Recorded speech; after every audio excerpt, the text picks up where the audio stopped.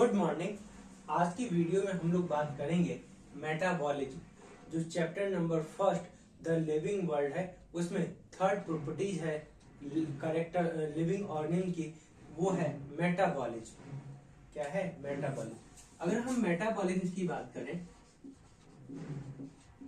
कि पर्टिकुलर जितने भी लिविंग ऑर्गेनिज्म में होने वाली टोटल बायोकेमिकल रिएक्शन का अगर हम सम करें तो आप उसको क्या बोलने वाले हो? मेटाबॉलिज्म। ठीक, तो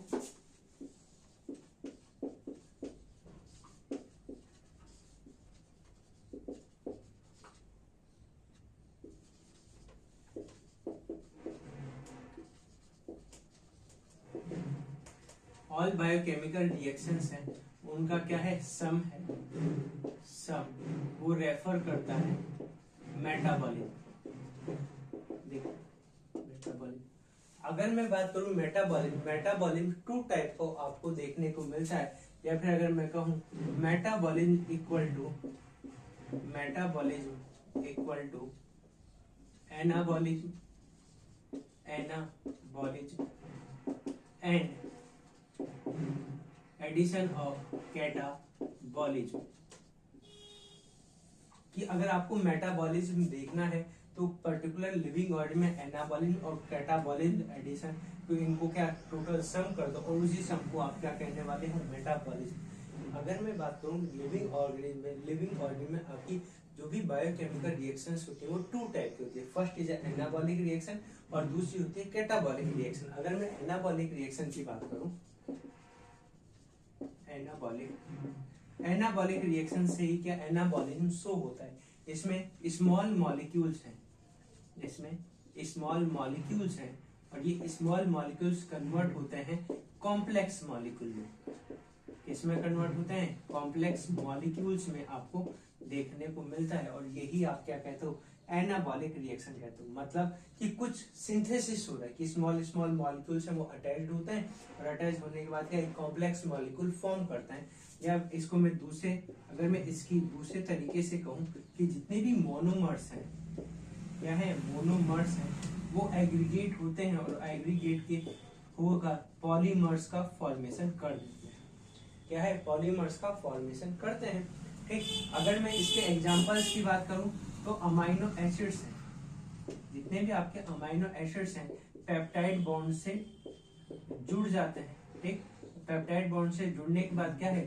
प्रोटीन का फॉर्मेशन कर देते हैं या पॉलीपेप्टाइड चेन फॉर्म करते हैं। वो प्रोटीन ही आपको देखने को मिलता है। ठीक, अगर मैं बात करूं ग्लिसरॉल प्लस फैटी एसिड की, अगर मैं बात करूं फैटी एसिड की बात करूं तो आप उसको क्या कहने वाले हो? लिपिड्स। ठीक, या फिर आप उसको फैट बोलते हो। ठीक, ये चीजें आपको देखने को मिलती है। या फिर आप शुगर जोड़ते हो या फिर मोनोसैकेराइड्स हैं। क्या है? मोनोसैकेराइड्स हैं और ये मोनोसैकेराइड की बहुत ढेर सारी यूनिट है, वो जुड़ जाती हैं और वो क्या बना देती है? पॉलीसैकेराइड, जो आप रेफर करते हो किसमें?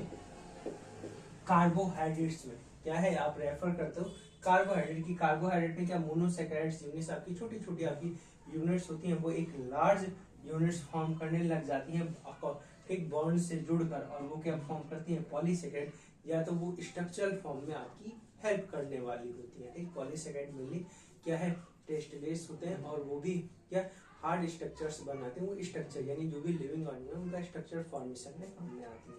ठीक, या कुछ आपके स्टोरेज फॉर्म में भी आपको देखने को मिलती है, जो क्या है? एनर्जी देने का वर्क करता है। ठीक, आगे देखिए, ये आपके एनाबॉलिज्म में कि स्मॉल मॉलिक्यूल एग्रीगेट होकर कॉम्प्लेक्स मॉलिक्यूल का फॉर्मेशन करता है और यही चीज आपको देखने को मिलती है। इसको आप इसी वजह से इसको सिंथेटिक रिएक्शन भी कहते हो। क्या है? कि कुछ बन रहा है। क्या है? कुछ चीज का बन रहा है, तो इसे आप सिंथेसिस रिएक्शन भी बोलते हो। ठीक, या फिर आप इसको कंस्ट्रक्टिव रिएक्शन भी आप इसको बोलते हो, और ये होता है एनाबॉलिज्म। ठीक, आगे देखो, नेक्स्ट है कैटाबॉलिज्म।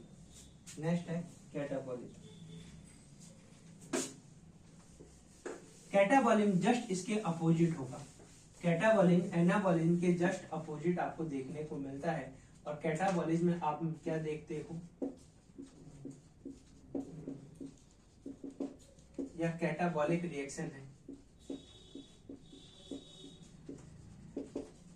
कैटाबॉलिक रिएक्शन में जो भी लार्ज मॉलिक्यूल्स हैं या कॉम्प्लेक्स मॉलिक्यूल है, कॉम्प्लेक्स मॉलिक्यूल है, ये कॉम्प्लेक्स मॉलिक्यूल है वो ब्रेक डाउन हो जाएंगे। क्या होंगे? Break down. और ब्रेक डाउन होने के बाद रिलीज करेंगे एनर्जी, रिलीज करेंगे एनर्जी। ठीक, और यहां से क्या है, ये कॉम्प्लेक्स मॉलिक्यूल है वो ब्रेक डाउन होकर किसमें, स्मॉल मॉलिक्यूल्स में चेंज हो जाएंगे। स्मॉल मॉलिक्यूल में आपके चेंज होते हैं। ठीक, स्मॉल मॉलिक्यूल आपके चेंज हो जाएंगे। ठीक, आगे देखो कि कैटाबॉलिक रिएक्शन है, कैटाबॉलिक्स में कॉम्प्लेक्स है, कॉम्प्लेक्स मॉलिक्यूल है वो ब्रेक डाउन होंगे, ब्रेक डाउन होंगे तो आपकी क्या एनर्जी रिलीज आउट होती है। और यही एनर्जी जो भी पर्टिकुलर सेल्स में जो भी लिविंग स्टेट बनाए रखने के लिए है, जो भी रिएक्शन है जहाँ एनर्जी यूज है या एनर्जी कंज्यूमिंग स्टेप है, वहां पे ये एनर्जी यूज होने वाली है और वो क्या स्मॉल मॉलिक्यूल में आपके कन्वर्ट हो जाएंगे। इसीलिए इसको डिस्ट्रक्टिव रिएक्शन भी बोला जाता है। डिस्ट्रक्टिव रिएक्शन, डिसिंथेसिस रिएक्शन भी बोला जाता है कि यहाँ पर क्या ब्रेक डाउन हो रहा है। ठीक, कि आपके कॉम्प्लेक्स मॉलिक्यूल है वो स्मॉलर मॉलिक्यूल्स में चेंज हो रहे हैं। ठीक, ये चीजें आपको देखने को मिलती है। ठीक, अगर एनर्जी की बात करूं तो यहाँ पे आपकी क्या काइनेटिक एनर्जी है वो क्या पोटेंशियल एनर्जी में चेंज हो रही है। काइनेटिक एनर्जी है वो पोटेंशियल एनर्जी में चेंज हो रही है। ठीक, आगे देखो अगर मैं बात करूं एग्जांपल्स की, तो एग्जांपल्स में जैसे हमने एनाबॉलिज्म में पढ़ा था जस्ट उसका हम अपोजिट यहाँ पर देखने वाले हैं। ठीक, जैसे आपके प्रोटीन्स है, ठीक, प्रोटीन्स है उसका आपने प्रोटियोलाइसिस कर दिया और प्रोटियोलाइसिस करने के बाद आपको क्या देखने को मिलता है कि वो आपके ब्रेक डाउन होकर अमाइनो एसिड और पेप्टाइड बॉन्ड में टूट रहे हैं। अमाइनो एसिड आपको देखने को मिल जाता है। ठीक, अगर मैं बात करूं सेकंड फैट या लिपिड्स की, ठीक, फैट या लिपिड्स है वो ब्रेक डाउन हो रहे हैं ग्लाइसरॉल और फैटी एसिड में, ग्लाइसरॉल और फैटी एसिड में। ठीक, आगे देखो अगर मैं बात करूं पॉलीसैकेराइड्स हैं, पॉलीसैकेराइड्स हैं और ये पॉलीसैकेराइड्स हैं ब्रेक डाउन हो रहे हैं मोनोसैकेराइड्स में। इसमें मोनोसैकेराइड्स में ब्रेक डाउन हो रहे हैं। आप इसमें रेस्पिरेशन की भी रिएक्शन यूज कर सकते हो, वहां पर भी आप कर सकते हो, वहां पर रिएक्शन नहीं फोटोसिंथेसिस के रिएक्शन यूज कर सकते हो। और यहाँ पर रेस्पिरेशन की, अगर रेस्पिरेशन की यूज करें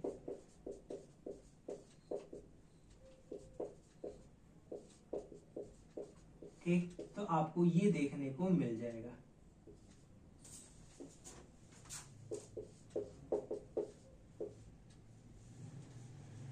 ठीक, ऐसे आपको देखने को मिल जाएगा और यहाँ से आपको एनर्जी देखने को मिलेगी, एनर्जी आपको मिलने वाली है। और ये ड्यूरिंग जो भी रेस्पिरेशन होता है, जो भी रेस्पिरेशन होता है, रेस्पिरेशन में जो भी हमें एनर्जी, जो भी पर्टिकुलर न्यूट्रिएंट्स होता है उनका क्या ऑक्सीडेशन होता है और ऑक्सीडेशन के बाद क्या हमें एनर्जी मिलती है, तो वो इसी फॉर्म में आपको देखने को मिलती है। ठीक, अगर फोटोसिंथेसिस की बात करें तो आप जस्ट अपोजिट कर दो। फोटोसिंथेसिस में क्या कार्बन डाइऑक्साइड और वाटर मिलकर के आपको ग्लूकोज फॉर्म कर रहा है। ठीक, तो जस्ट एक दूसरे के अपोजिट आपको देखने को मिल जाता है। फोटोसिंथेसिस की बात करें तो वो एक एनाबॉलिज्म में शो करता है और अगर पर्टिकुलर रेस्पिरेशन की बात करें तो कैटाबॉलिज्म में शो करता है। ठीक, आगे देखो ये यहाँ तक एनाबॉलिज्म और कैटाबॉलिज्म मैंने आपको बता दिया। इसके बाद नेक्स्ट स्टेप है ठीक कि पर्टिकुलर जितने भी आपके, मैं अब तक आपने दो कैरेक्टर्स देखे थे। फर्स्ट आपने रिप्रोडक्शन देखा, सेकंड आपने ग्रोथ देखा। दोनों ही क्या नॉन डिफाइनिंग कैरेक्टर्स थे कि पर्टिकुलर लिविंग और नॉन लिविंग में डिफरेंशिएट नहीं कर रहे थे। अगर मैं ग्रोथ की बात करूं तो वो भी आपको नॉन लिविंग ऑर्गेनिज्म में शो हो रहे थे। ठीक, लिविंग में तो है, ये नॉन लिविंग में भी आपको देखने को मिले थे। अगर मैं रिप्रोडक्शन की बात करूं तो नॉन लिविंग है, रिप्रोडक्शन नहीं कर सकता बिल्कुल, पर कुछ ऐसे लिविंग ऑर्गेनिज्म के भी एग्जांपल्स हैं जो भी रिप्रोडक्शन परफॉर्म नहीं कर सकते, can't be produce their next offspring या जनरेशंस। ठीक, तो ये इस कारण से जो भी reproduction non defining character include किया गया। ठीक, अगर मैं बात करूं मेटाबॉलिज्म, मेटाबॉलिज्म वो डिफाइनिंग कैरेक्टर है। ठीक, मेटाबॉलिज्म है वो एक जितने भी लिविंग ऑर्गेनिज्म है, लिविंग ऑर्गेनिज्म का क्या क्या डिफाइनिंग करेक्टर है, ठीक, कि जितने भी लिविंग ऑर्गेनिज्म है वही क्या करेक्टर शो करेंगे या मेटाबॉलिज्म है शो करने वाले हैं। नेक्स्ट एक क्वेश्चन और, अगर टेस्ट ट्यूब के अंदर कोई भी बायोकेमिकल रिएक्शन करवाई जाती है, ठीक है, मेटाबॉलिज्म की कोई भी रिएक्शन आपको करवाई जाती है, तो आपको क्या वो लिविंग है या नॉन लिविंग, लिविंग या नॉन लिविंग, क्या आपको देखने को मिलेगी, ठीक। तो ये चीजें आपको बताएं, मतलब कि जो भी बायोकेमिकल रिएक्शंस है या जो भी एक टेस्ट ट्यूब में आपके रिएक्शन करवाते हैं, ठीक, लिविंग रिएक्शन परफॉर्म करवाते हैं या बायोकेमिकल रिएक्शन का, वो लिविंग है या नॉन लिविंग। पर्टिकुलर इसका आंसर होगा पर्टिकुलर जो रिएक्शंस है वो लिविंग है, बिल्कुल श्योर है। तो ये जो भी सिस्टम है वो आपकी नॉन लिविंग आपको देखने को मिलती है, इसलिए आपके जो भी एक टेस्ट ट्यूब में जो होने वाले रिएक्शंस है वो आपकी सब नॉन लिविंग ही कंसीडर करने वाले हो, ठीक। हाँ, रिएक्शन लिविंग है पर ये जो भी एंटायर सिस्टम है वो आपका नॉन लिविंग है, तो इसलिए आपके क्या है इसको नॉन लिविंग में कंसीडर किया जाता है कि जो भी जितनी भी मेटाबॉलिज्म आपकी शो होती है वो आपकी डिफाइनिंग कैरेक्टर है और वो आपके लिविंग ऑर्गेनिज्म में ही शो होती है। यहाँ पर पर्टिकुलर फर्स्ट कैरेक्टर आपको देखने को मिलता है कि जो क्लियर कट लिविंग और नॉन लिविंग में डिफरेंशिएट कर रहा है और वो है मेटाबॉलिज्म। अब तक मैंने आपको लिविंग ऑर्गेनिज्म के कैरेक्टर, मैंने ग्रोथ पढ़ाया जो कि नॉन डिफाइनिंग कैरेक्टर था, रिप्रोडक्शन पढ़ाया नॉन डिफाइनिंग कैरेक्टर था, और थर्ड है हमने मेटाबॉलिज्म कंप्लीट किया, वो आपका डिफाइनिंग कैरेक्टर है। आने वाली वीडियोस में 2-3 और आपके कैरेक्टर्स हैं जो कि डिफाइनिंग कैरेक्टर्स हैं, मैं वन बाय वन डिस्कस करूंगा। Thank you so much.